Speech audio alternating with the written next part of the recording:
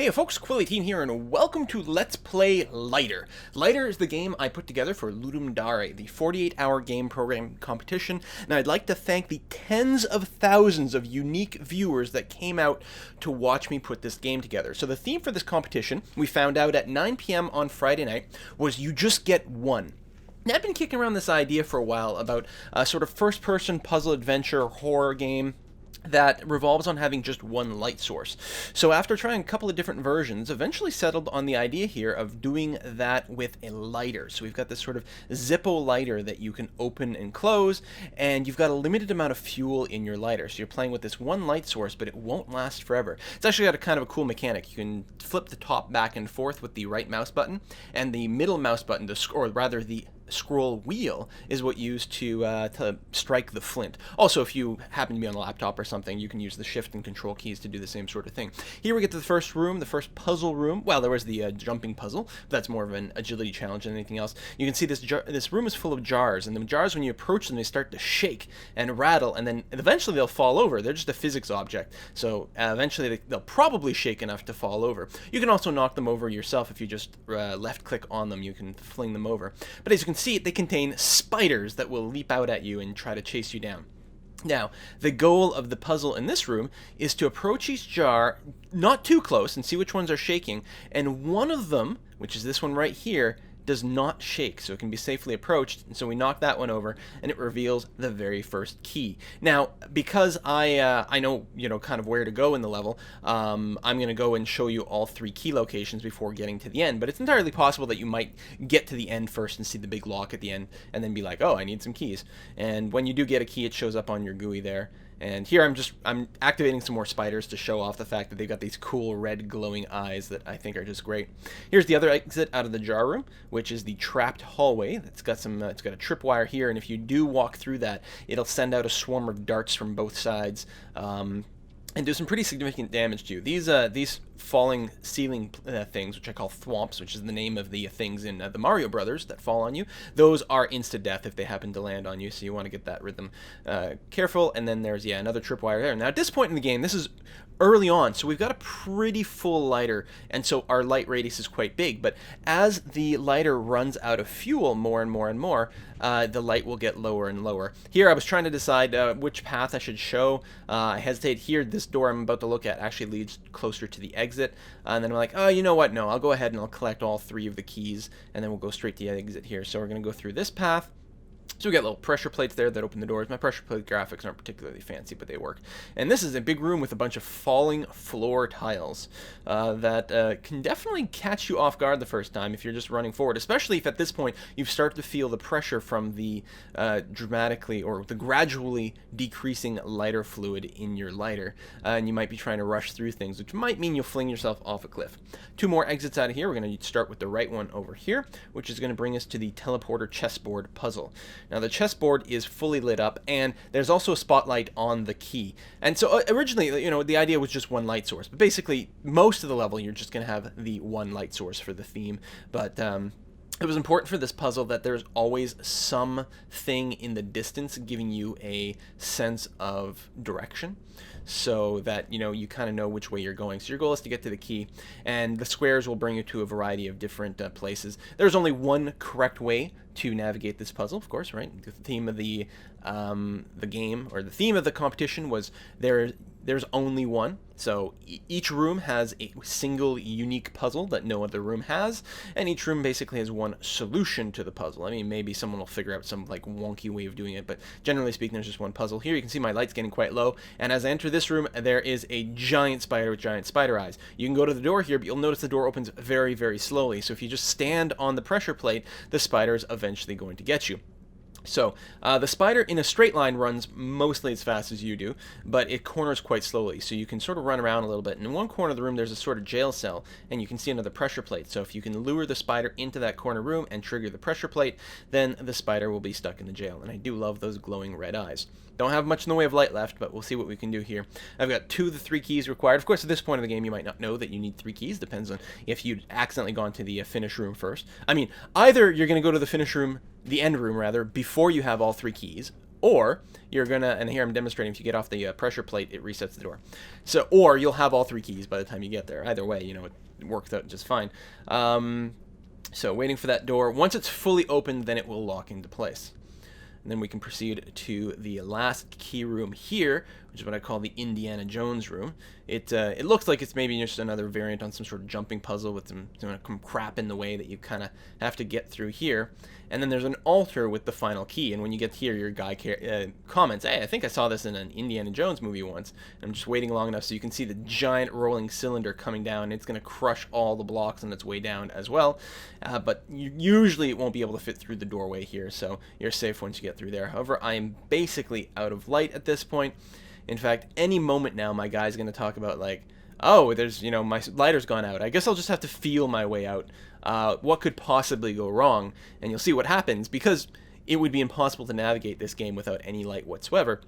Several seconds after you run out of your lighter fluid completely, the game is just going to kill you, imagining that, maybe there's some monster that got you or something to that effect. Now, luckily, because my goal was to make a game that people would finish while doing the judging, because people won't generally dedicate a lot of time to each game, so I try to target a game that can be beaten in 5 to 10 minutes. And so what'll happen here is it's going to respawn me. Now, when you die, it leaves a tombstone, and it does leave it persists, so if you die somewhere, and then you're still exploring, you might run into your tombstone and remember, oh yeah, there's going to be something bad here, for example.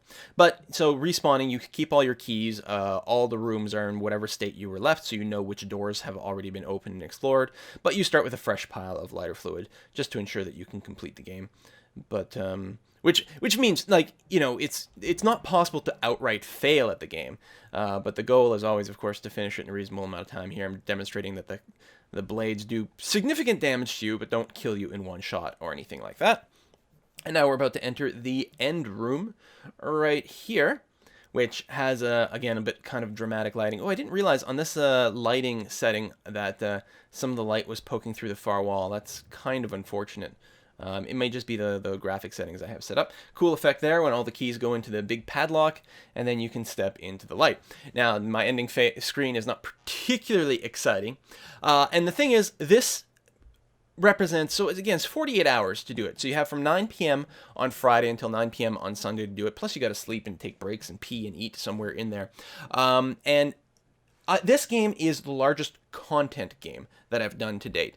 The video in the background is just a repeat of the video that you just watched. So, and it took a lot of time to try to get all those rooms in there, to design all the geometry. And it meant I wasn't able to put in a lot of detail stuff. Also, this is the first time I think I've submitted a L1ghter game that does not have a main menu. Still have an option menu, which I'm happy about. You can load it into there. You can toggle the graphic settings, the sound, the mouse sensitivity, things like that. But not an actual main menu, and not a proper end screen either. But I simply didn't have any time. Most of the sound effects were done in the last hour, just kind of rushing things through. And a lot of it was a consequence of having, again, a very content-oriented thing.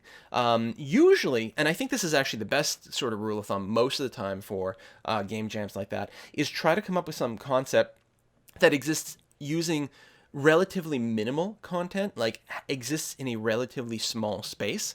And then what you can do is you can add a feature, and then add a feature, and then add a feature, and you can sort of just keep piling on features, because certainly you're going to have a list, a wish list of features a mile long that you could spend weeks on. But it means at any given point, you can sort of call it a complete game. Make sure it's got a beginning, an end, put in your title screen, your victory screen, your loss screen, and then at that point, you've got a complete game. You've got all the important features, and then you can just keep piling on extra features beyond that. And I really think that that's the way to go, and that's what I'm going to try to keep in mind a little bit more explicitly next time. But like I said, this is the first game I've done for, well, actually at all ever, but especially within L1ghter, that is based entirely on content, like a relatively large dungeon complex to explore. And it was a big learning experience for me. And that's the thing with L1ghter, I always try to learn at least one thing. Like for LD26, two competitions ago, as I made a multiplayer game, which is crazy to do in 48 hours. But I was like, well, this is what I'm going to learn. Today I'm learning how to do a multiplayer game. And I'd hoped to actually do another multiplayer game this time around, but with the theme and then having the idea of, hey, I've just got this one light source and we've got this creepy dungeon to explore, I couldn't really think of a really good way to incorporate multiplayer and have the theme still be strong. Plus, it actually would have been, with something like this, with puzzles, it would have actually been really difficult to balance for a lot of players, make sure everything is synchronized properly. It just, nothing really came to mind, unfortunately. But I'm hoping to do that a little bit more next time. Other ideas that came up, especially after the fact, I was like, oh, I could have done this. I could have done something like, oh, you're the last spaceship of your planet, sort of a Battlestar Galactica kind of thing, except without a fleet, and you're, just running around solo in the universe trying to find enough resources to just keep going because of whatever. And there was a couple other themes that actually would have led itself to a relatively similar game to that. And it would have been, things like that, I consider those to be more my games. And actually, after this competition is over, even though I'm sort of impressed with myself by how much work I put into this, all I see is, of course, the flaws in the game. And with this, it has very explicit flaws in that we didn't have time to get a main menu, didn't have time to get a proper finale, so that was really disappointing. But also, I look at it as this competition is 2 days, and basically the only time I ever get to really sit down and do game programming is these 2 days during L1ghter, which happens 2 or 3 times a year. And I feel like, did I waste an opportunity to make a really me game, like a space sim or a strategy game that I would have really liked to have done, or something that sort of in an enclosed area that really relies on mechanics and systems as opposed to content. And so there's a little bit of I don't know, a post L1ghter ennui from that. And actually, I'm not sure that I've ever really experienced that before. Usually I've been really happy with the game. And again, I think that what I actually did in the time is really good, a lot of good content, but I kind of wish that I'd maybe done a different type of game. And it's really weird for me to think that way.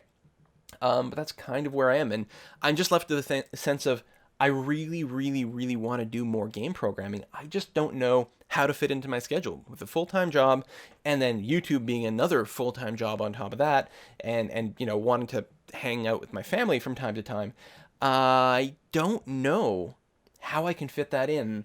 I really, really, really would like to. So I'm trying to figure out what to do. Of course, I do have my Quill18 Creates channel, so I can always sort of justify some of it over there. Although I have tried to just sort of record myself programming before, and I don't find that it works very well. Like, I can't really do a running commentary while I program and actually be able to think through problems. Most of the time in live stream, for example, during this competition, I was rather silent. Sometimes I would describe what I was doing, but I couldn't go in depth, and it's quite different from the programming tutorials that I do in Quill18 Creates. So, I don't know, I'm trying to think things through and see what I can do, because I really would like to produce a game. In fact, one of my hopes for 2013, I know I said this before, is I'd hope to finish a game, to put it online to sell, and sell at least one copy so that I could call myself a professional game developer. And that's not going to happen in 2013 unless I somehow magically do something in the next 15 days.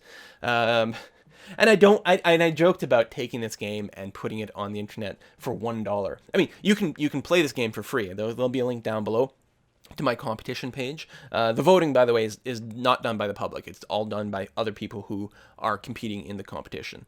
But you can go there, you can read up about the game, and there'll be links to actually play the game.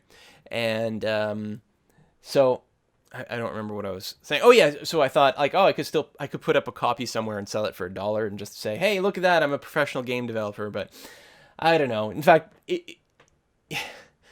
I'm worried that it's going to open up like tax things. Like, I'm going to have to like write down the tax income from video games and make sure I charge sales tax to people in Canada. And oh, that sounds like so much work. So we'll see what happens. Maybe 2014 will be my year to make a game. But anyway, thanks for watching this video. I hope you play the game. Even now that you've gotten a walkthrough, if you've watched this game, you've been spoiled a little bit. But frankly, some of the puzzles are not the easiest in the world, so maybe you're better off being spoiled. See you next time.